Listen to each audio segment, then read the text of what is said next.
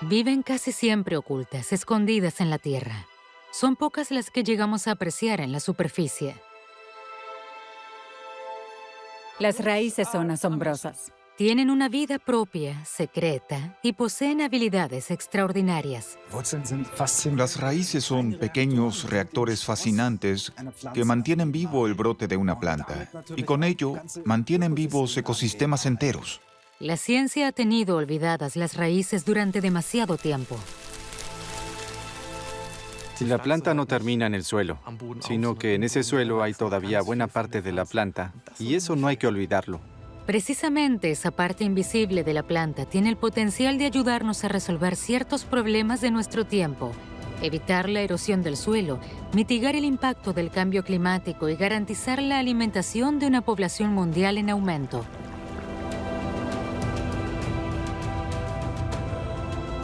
Los científicos están investigando esta parte de la planta que no se ve y que ahora están dando a conocer.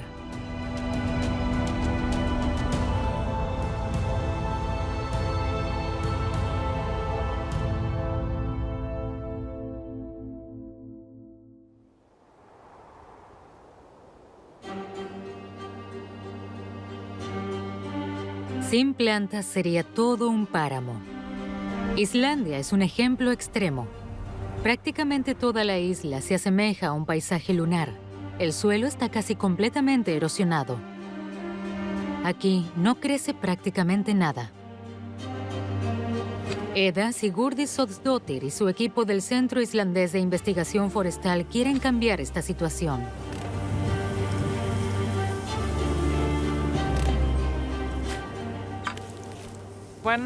Cuando Islandia fue poblada hace más de 1000 años, se estima que entre el 25 y el 40% de la isla estaba cubierta de bosques. El uso del suelo, un periodo de frío y el aumento de la actividad volcánica, todo esto provocó que perdiéramos prácticamente la totalidad de nuestros bosques.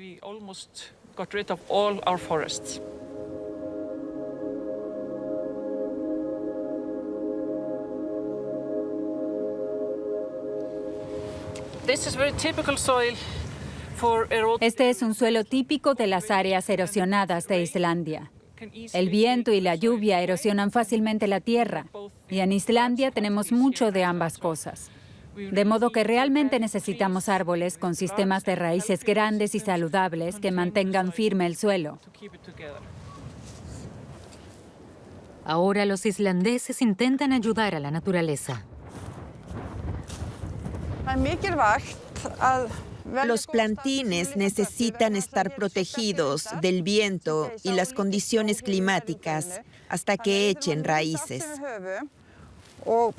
Es por eso que planto los arbolitos al resguardo de piedras o arbustos.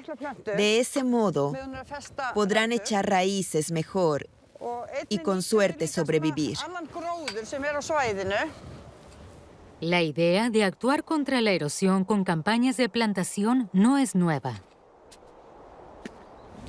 El proyecto de reforestación en el volcán Hekla comenzó en 2007. Hemos plantado ya unos 3,5 millones de árboles.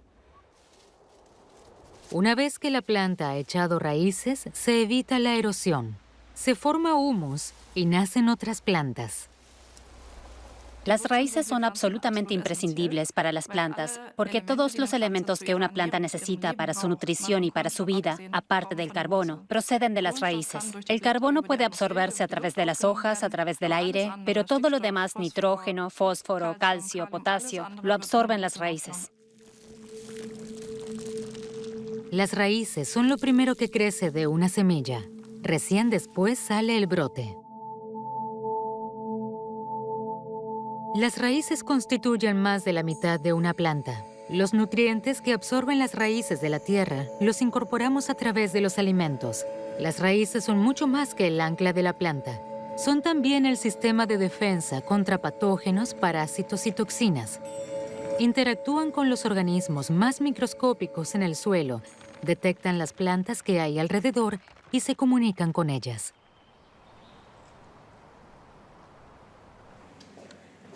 En el Centro de Investigación Jülich, Josephine Kant y Robert Kohler hacen visible la vida de las raíces. El Instituto Botánico del Centro Helmholtz es único en Alemania. Aquí se desarrolla un trabajo pionero en la investigación de las raíces.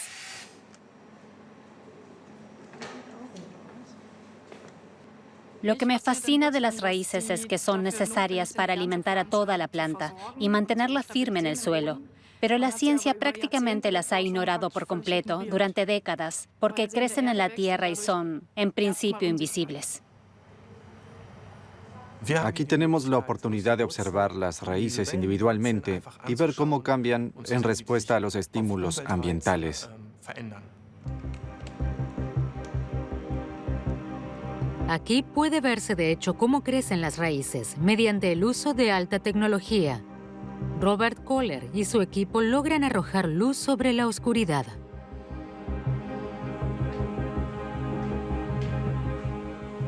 En mi equipo de trabajo, observamos especialmente el crecimiento de las raíces en 3D. Es algo especial porque también empleamos métodos que se conocen de la medicina.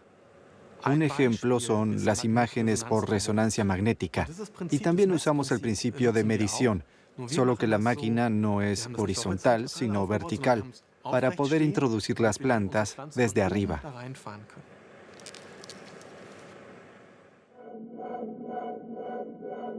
Gracias a la radiología es posible examinar las raíces dentro de la tierra mientras crecen. Una exploración dinámica del interior de las raíces vivas. Con el microscopio estereoscópico, Josephine Kant también puede ver crecer las raíces en vivo. Los científicos saben todavía muy poco sobre su comportamiento. En Reykjavik, la capital de Islandia, la atención se centra cada vez más en las raíces y sus capacidades. En el Instituto de Investigación Forestal se examina el crecimiento de las raíces de diferentes especies de árboles. Las raíces son asombrosas. Son el ancla que sostiene todo lo que crece sobre la tierra. Sin esa vegetación no podríamos sobrevivir. Los plantines los dejan crecer durante 3 meses en grandes invernaderos antes de trasplantarlos. Además del abedul nativo, hay principalmente alerces, pinos y abetos rojos. Durante mucho tiempo no se hicieron análisis de raíces y suelos. Se consideraban cajas negras. La razón es difícil ver lo que sucede debajo del suelo. Es más fácil analizar lo que hay en la superficie. Las plantas, los insectos, los animales se pueden ver, así que es mucho más sencillo analizar e investigar eso. Nosotros lo que hacemos es tomamos las plantas, lavamos las raíces y escaneamos todo, la planta con sus raíces. Después examinamos la longitud de las raíces, cuánta raíz hay por planta, si solo crecen las raíces, cuántas mueren. Estas investigaciones sirven para seleccionar las plantas y los árboles más adecuados para la reforestación, porque también aquí surgen nuevos desafíos. El cambio climático tiene muchos efectos en nuestros proyectos y el proceso de reforestación en Islandia. Debido al aumento de las temperaturas y al clima más cálido, podemos suponer que las especies de árboles y plantas que utilizamos hoy no serán las mismas que utilicemos dentro de 50 años. Los arbustos y los árboles deben estar preparados para afrontar el impacto del cambio climático y al mismo tiempo detenerlo. Los árboles pueden almacenar bastante carbono. Se estima que alrededor del 60 al 70% del carbono almacenado en el suelo está en suelos forestales. De modo que los bosques y el suelo de los bosques son muy importantes para este proceso. El carbono llega al suelo a través de las raíces. Durante la fotosíntesis, los árboles absorben dióxido de carbono del aire, devuelven el oxígeno a la atmósfera y el carbono lo almacenan en toda su biomasa, también en las raíces e incluso en el suelo.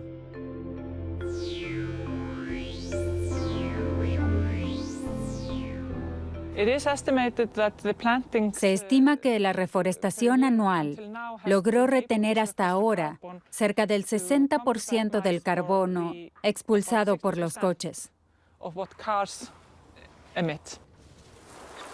Islandia tiene que importar muchos productos. Con la reforestación, quieren compensar también las emisiones de dióxido de carbono causadas por el tráfico aéreo y marítimo.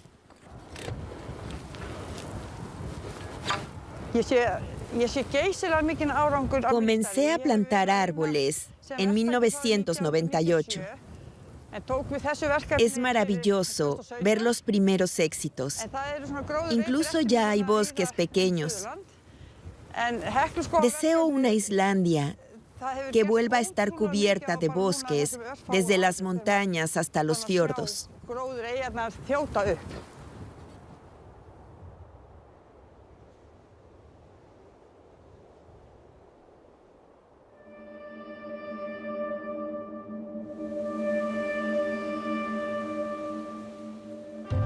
Las emisiones de dióxido de carbono del tráfico, la industria y los hogares contribuyen al calentamiento global.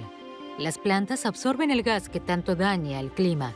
En el Centro Jülich se investiga cómo lo hacen exactamente. Las plantas absorben CO2 y lo que podemos hacer aquí en el centro de investigación es marcar el CO2 de forma radioactiva, es decir, podemos rastrear cómo se absorbe el CO2 y cómo se distribuye después en la planta.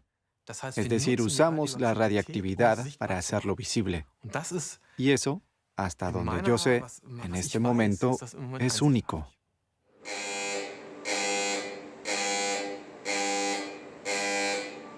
El isótopo radioactivo C11 se produce en un reactor bajo estrictas medidas de protección. A través de un tubo se introduce en forma de dióxido de carbono en la planta que absorbe el dióxido de carbono radiactivo.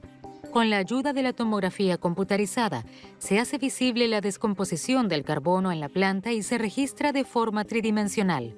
La planta de experimentación ha sido diseñada específicamente para la investigación botánica en el Centro de Investigación Jülich y es única en Europa. Lo que me parece genial es que podamos hacerlo visible. Vemos lo que sucede. Vemos cuán rápidamente se produce la distribución de carbono y azúcar en la raíz y cuán rápida y dinámicamente reacciona una planta a un estímulo. Mostrar esto y analizarlo verdaderamente con datos puros y duros, ese es uno de los objetivos que me gustaría alcanzar aquí en el centro de investigación. Cuanto más sepamos sobre las necesidades de la parte oculta de la planta, más específicamente podremos ayudar a las raíces a enfrentar adversidades. Los fertilizantes normales para una planta son minerales. Es decir, para producir, por ejemplo, fertilizante fosfatado, hay que extraer fosfato de las minas en forma de piedra. Y esto es un recurso limitado, como el carbón o el petróleo. Son recursos finitos.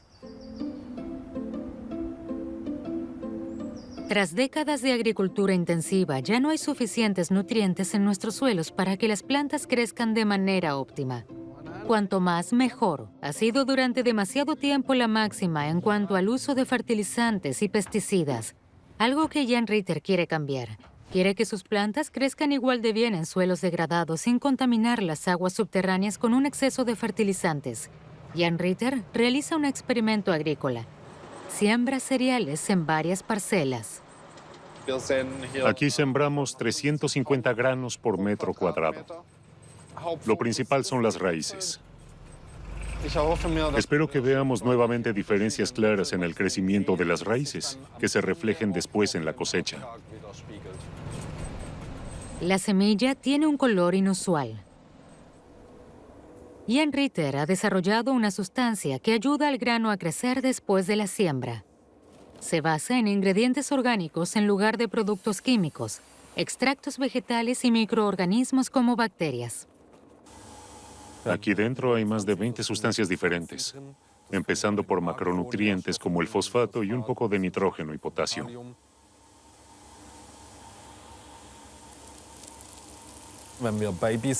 Cuando somos bebés, es cuando más sensibles somos. Y lo mismo ocurre con las plantas. Si podemos fortalecerlas en su fase más crítica, y sobre todo, si podemos fortalecer las raíces, esto puede tener efectos increíbles en la vida de la planta. En las áreas de prueba, Jan Ritter y su equipo han sembrado granos tratados con la sustancia estimulante. Ahora comprueban el efecto que ha tenido en el crecimiento de las raíces. Aquí tenemos cebada de invierno. Y podemos ver ya buenas raíces en plantas tan pequeñas. Esto principalmente hace que tengamos más raíces finas y más ramificadas, lo que hace que puedan abrirse paso mejor en el suelo y que puedan absorber mejor los nutrientes y el agua. Las raíces de las plantas trabajan junto con diferentes organismos del suelo. También hay organismos que colonizan las raíces de las plantas, que las colonizan o también se dice que las infectan. Son los hongos. Sí, aquí tenemos hongos que, por un lado, crecen dentro de la raíz de la planta y luego tienen una hifa que sale de la raíz. A través de estos filamentos de los hongos, las plantas también pueden alcanzar nutrientes y agua a mayor distancia y canalizarlos a las raíces. Jan Ritter aprovecha precisamente la ayuda de los hongos. Aquí tenemos ahora otra variante. Estos también son los bioestimulantes mencionados antes, es decir, promotores del crecimiento. Y además tenemos un hongo endofítico. Con el hongo, la raíz puede extraer muchos más nutrientes y así llegar al fosfato, por ejemplo, que de otro modo no estaría al alcance de las plantas. Un gran éxito, ya que las reservas mundiales de fosfato se agotan rápidamente. En el maíz, podemos ahorrar el 50% del fertilizante fosfatado que se añade directamente debajo del grano. Jan Ritter hace analizar en el laboratorio de la Universidad de Osnabrück cuán fuerte es el efecto del tratamiento con su bioestimulante y el hongo y cómo contribuye al crecimiento de las raíces. Para ello, Rikke Minner-Meinen compara las plantas que no han recibido tratamiento con las que sí.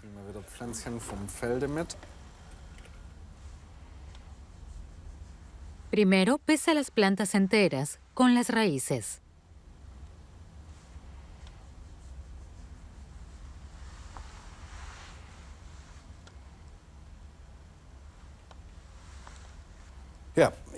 Como esperaba, la normal es la que menos pesa, seguida de la que lleva la mezcla de bioestimulantes.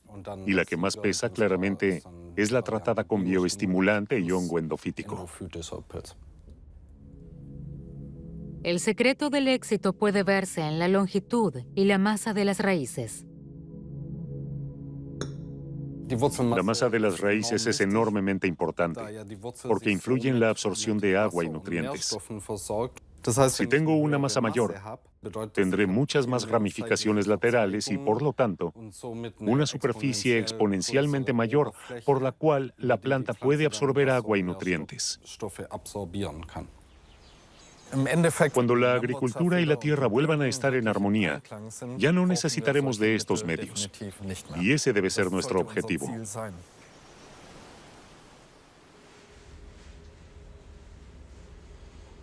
También en Jülich, Josephine Kant investiga cómo hacer más eficaces los métodos de fertilización, de manera que la agricultura deje de depender de recursos limitados y sea más sostenible. Un problema de la agricultura intensiva es que utiliza cantidades inmensas de fertilizantes, sobre todo en Europa. Y eso, en el caso del nitrógeno y del fósforo, tiene el problema de que es demasiado para las plantas. No pueden absorberlo a esa velocidad, todo en un año de cosecha. Y mucho de ese nitrógeno y fósforo se filtra al agua subterránea y acaba en ríos y lagos. Se liberan nutrientes y se forman algas que viven de estos nutrientes. ¿Puede esto aprovecharse? Hemos intentado sustituir parte del abono por algas. Ya lo hemos probado con trigo y hemos descubierto que las plantas de trigo son capaces de extraer nutrientes de estas algas.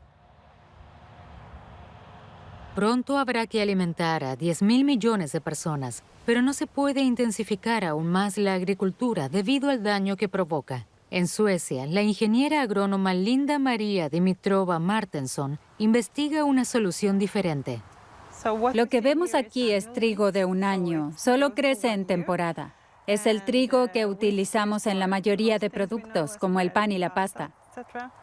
Linda María Dimitrova Martensson, de la Universidad Sueca de Ciencias Agrícolas, ve el problema en nuestros cultivos excesivos. Esta es una raíz muy pequeña en comparación con la longitud del tallo y el tamaño del grano. El tallo en sí es bastante fuerte, pero si fuera un árbol, seguramente una sola ráfaga de viento lo haría caer.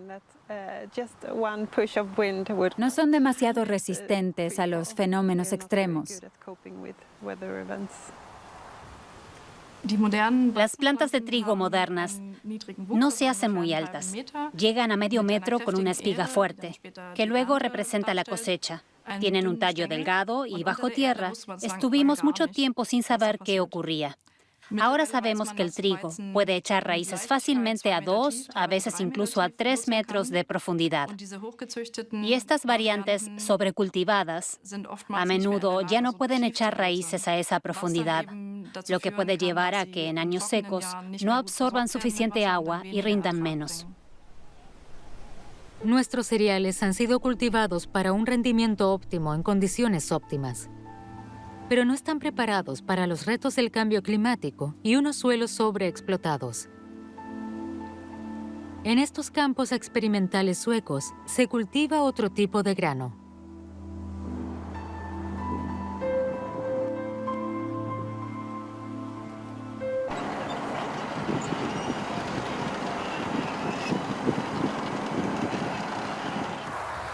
Bienvenido. Gracias. ¿Ve esta franja que sobresale por encima de todo lo demás? Si trazamos una línea imaginaria a lo largo de este cuadrado, comenzaremos a excavar y haremos una zanja.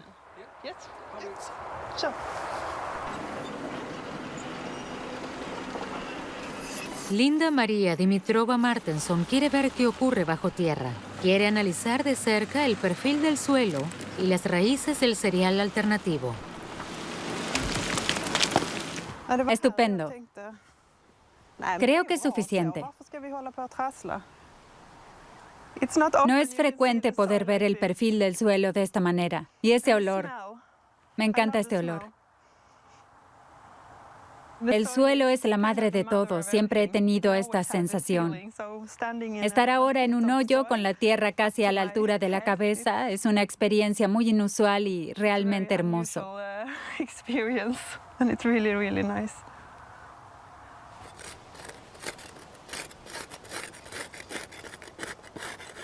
Aquí tenemos un cultivo perenne, es decir, vive varios años.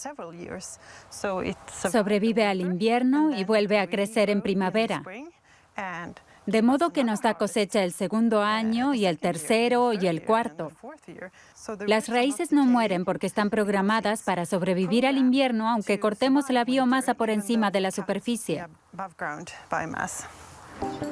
El cereal, tal como lo conocemos, se siembra y se cosecha en una temporada y después se labra la tierra.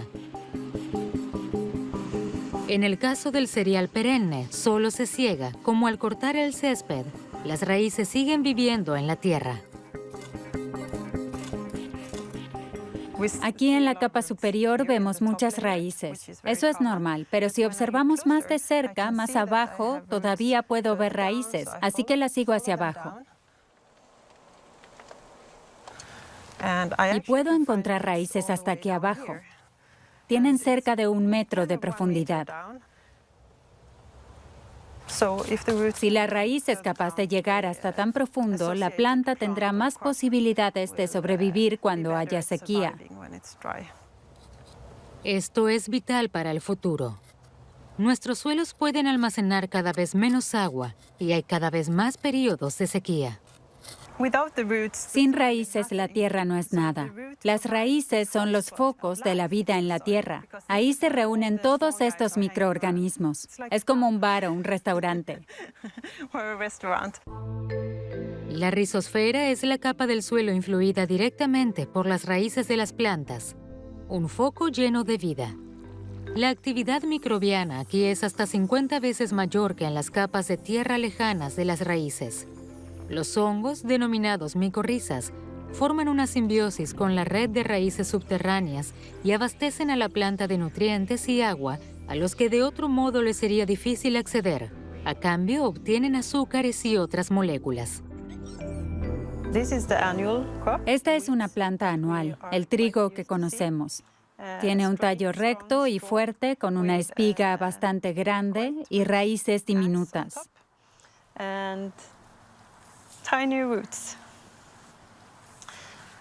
Por otro lado, observamos las plantas perennes. Sus espigas son mucho más pequeñas, pero podemos ver raíces mucho más grandes.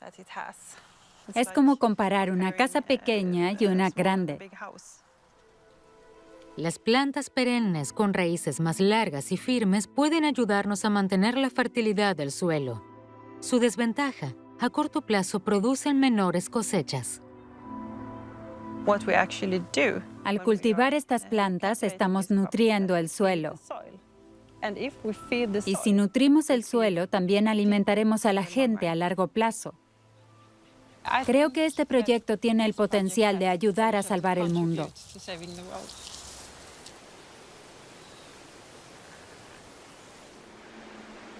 Las raíces son extremadamente importantes. Por eso, Josephine Kant, en el Centro Jülich, utiliza los métodos más diferentes para observarlas.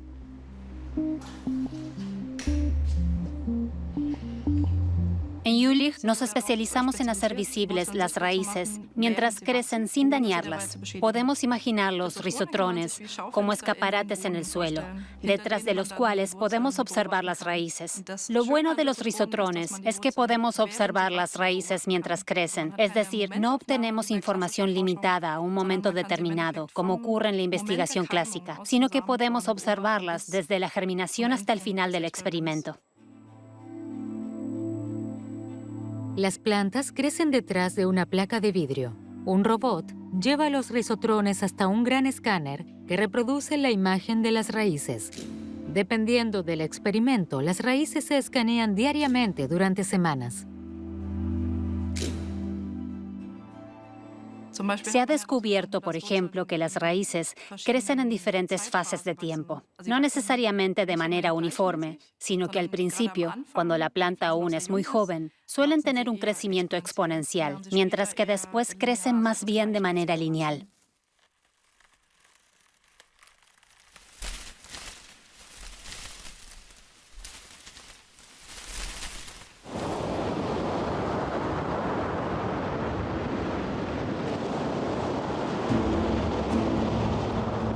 Un tercio de los Países Bajos ya se encuentra por debajo del nivel del mar. Debido al cambio climático, el agua sube cada vez más rápido. Para proteger las costas, se han construido hasta ahora diques y barreras cada vez más altos. Esto cuesta miles de millones de euros al año al mantenimiento, nuevas construcciones y elevaciones. Las raíces podrían reforzar la protección costera de forma sostenible y mucho más económica.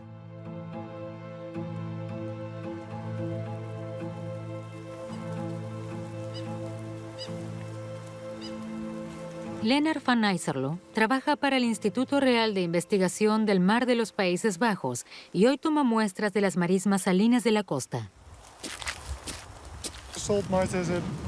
Las marismas salinas son muy importantes para la protección del interior.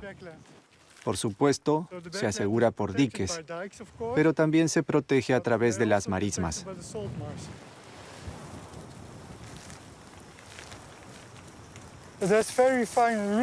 Aquí arriba las raíces son muy finas y se vuelven más anchas abajo. Llegan a unos 30 centímetros de profundidad. Y luego vemos cosas como esto, un rizoma. Sale de esa planta y comienza a formar una nueva a unos 40 o 50 centímetros. Todas estas plantas hacen esto, y así obtenemos una red bastante grande de plantas que crecen juntas. Es una gran comunidad. Todas estas plantas individuales trabajan juntas y son más fuertes que solas. Si estiro, rompo la planta, pero no arranco las raíces como aquí.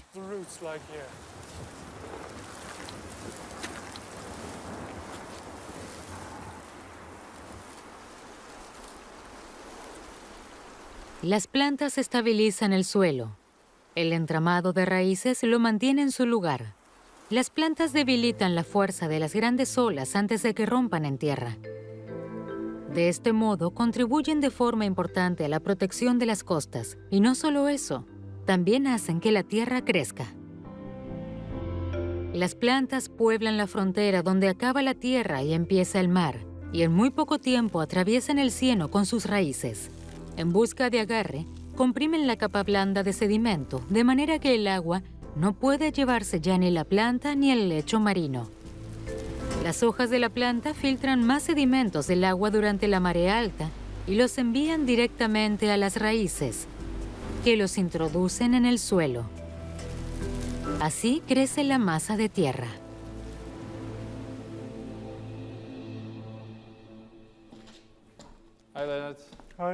Un fuerte oleaje puede provocar la erosión de las marismas salinas. Thierry Bauma y Lennart van Nysserlo quieren comprobar en el canal de oleaje cuánto tiempo retienen las marismas el sedimento entre las raíces. Las plantas que pueden vivir en un ambiente tan salino tienen propiedades especiales. Hay plantas en todo el mundo, pero las plantas de las marismas salinas viven en un entorno muy especial. Viven en un entorno bastante hostil. ¿Por qué hostil? Las plantas viven al borde del mar. Se asientan aquí, pero entonces viene el agua y se inundan. Así que las plantas de las marismas se han adaptado. Sus raíces son bastante gruesas. Si las observamos en detalle, vemos que en el medio tienen como un agujero. Es una especie de pajita que les permite a las plantas transportar oxígeno desde las hojas hasta las raíces. Así mantienen vivas las raíces. En el proceso pierden un poco de oxígeno, que liberan a su entorno, y con ello oxigenan el suelo. Comienza el experimento. Olas generadas artificialmente golpean las raíces de las plantas, mientras los dos científicos observan la fuerza de la erosión. Puede verse la erosión en este pedazo de tierra. Aquí no tanto. En una muestra de suelo sin plantas, se hubiera erosionado todo este pedazo. Sin embargo, aquí puede verse que las raíces retienen el suelo, y eso lo hace menos erosivo. En el futuro, si queremos utilizar las marismas para la protección costera, deberán ser estables. Y si podemos, construimos diques de menor altura porque tenemos delante una marisma que amortigua el oleaje y baja las crestas de las olas. El dique saldrá millones de euros más económico. Las marismas podrían ahorrar varios millones de euros por kilómetro de dique. Los Países Bajos han reconocido el efecto de las marismas y quieren replantar las zonas donde no haya vegetación. Karin Dideren es ecologista marina. Esta es nuestra famosa estructura de patata. Se degrada con el tiempo, está aquí durante un corto periodo de tiempo para ayudar a las plantas y después desaparece.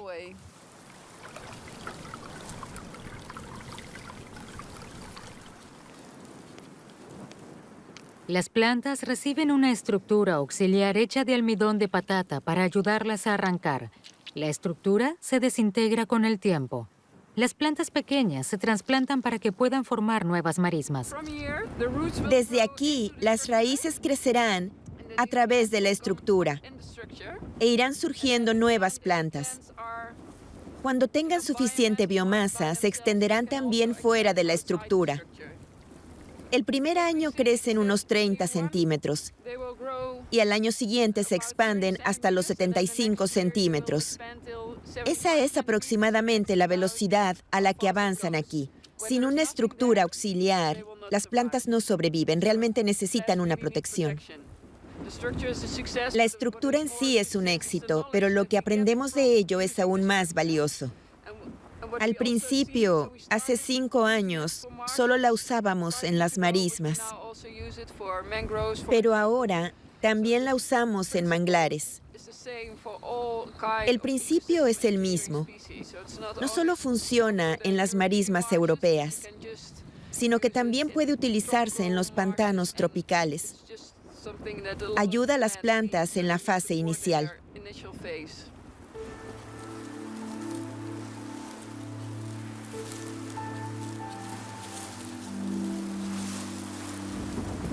Es realmente importante que cuidemos de estas plantas pequeñas porque nos serán muy necesarias en el futuro.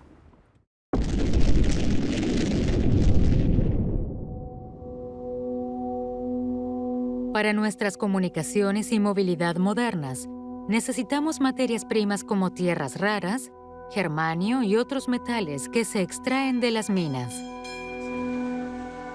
como las que había en Freiberg, Sajonia. Un importante centro minero hoy cerrado.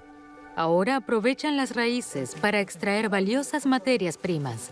Oliver Wiche y su equipo de la Universidad Técnica de Freiberg quieren extraer metales con el maíz. Tierras raras es el término colectivo para 17 elementos inorgánicos. No existen grandes yacimientos en el mundo que sea rentable explotar. La fitominería utiliza las plantas para extraer elementos valiosos de la tierra mediante las raíces.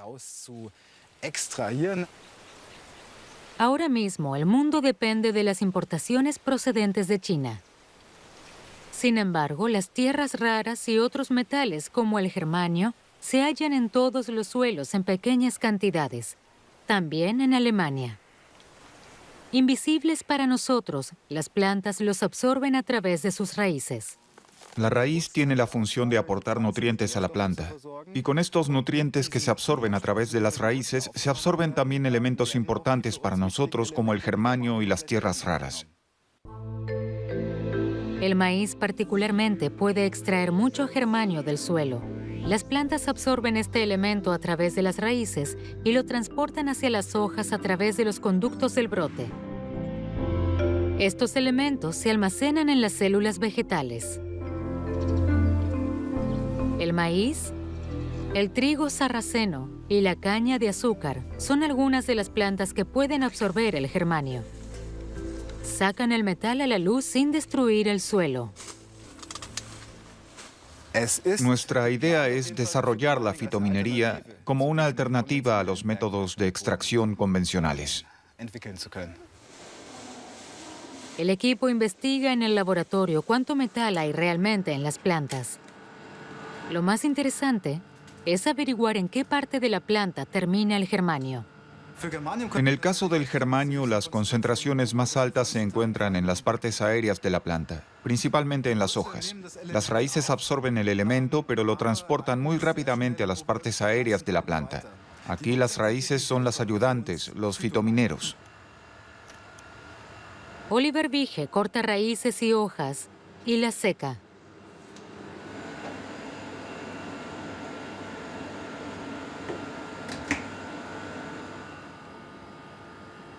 Después se muelen hasta obtener un polvo y se le agrega ácido. En este líquido, un espectrómetro de masas puede determinar las concentraciones de los distintos elementos como el germanio. ¿Contiene la planta experimental del campo de Freiberg el metal raro? Sí, efectivamente contiene germanio. Puede observarse en estas dos barras que muestran aquí una señal de medición clara. Además del germanio, encontramos toda una gama de otros elementos interesantes. Hay también, por ejemplo, lantano, que es un elemento de las tierras raras, necesario también para muchas nuevas tecnologías. Y hay también muchos otros elementos de este grupo. Y como el lantano, estas tierras raras presentan una concentración similar a la del germanio. Si el objetivo de cara al futuro es aprovechar todos estos elementos que almacenan las plantas, lo lógico es considerar todo el espectro y no un elemento en particular.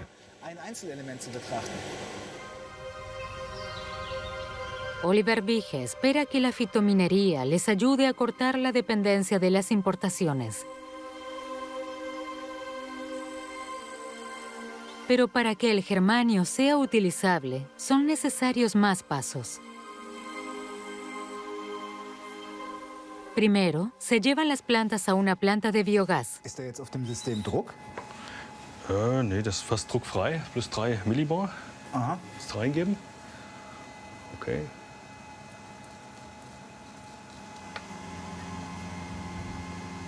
Jetzt geht's da los. Ja, jetzt mischt es schön unter.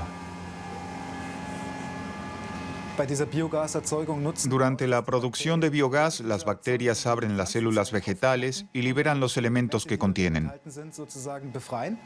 Y al mismo tiempo, durante la producción de biogás, generamos energía. Así que matamos dos pájaros de un tiro. Posteriormente, el digestato de la planta de biogás se quema en el horno, lo que produce un mayor enriquecimiento del germanio. Este es nuestro mineral vegetal. Y aquí están los elementos que inicialmente fueron absorbidos por las plantas, con una concentración 100 veces mayor, de modo que ahora en estas cenizas registramos considerables concentraciones de 30 a 50 miligramos por kilogramo de germanio y elementos de tierras raras. Oliver Wiege cree que el proceso pronto será rentable. Quisiera lograr primero un proceso piloto que nos permita realmente hacer ajustes hasta optimizarlo y que en el futuro, en algún momento, lleguemos a tener en nuestras manos teléfonos inteligentes, que tal vez mi hija sostenga en su mano un teléfono cuyas materias primas provengan directamente del campo, sin degradación ambiental y sin importaciones. Creo que la fitominería puede construir precisamente ese puente y ayudar a resolver muchos problemas que tenemos hoy, de manera que se recupere el equilibrio y haya una sociedad capaz de vivir en la naturaleza.